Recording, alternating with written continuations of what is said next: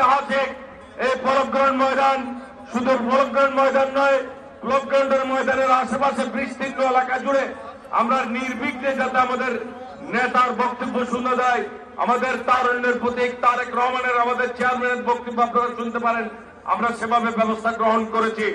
আপনারা বিশেষ করে এত লক্ষ লক্ষ মানুষের মাঝে প্রশাসনের বাইদেরকে যদি আপনারা সহযোগিতা না করেন তাহলে তারা ওনাদের দায়িত্ব ওনাদের পক্ষে পালন করা কোনো অবস্থাতেই সম্ভব নয়।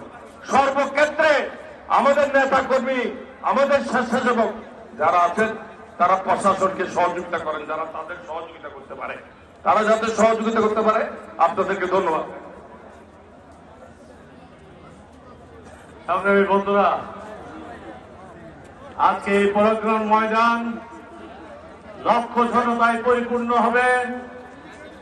আমরা আজকের এই বিএনপির এই জনসভা মহাসমুদ্রে রূপান্তরিত হবে।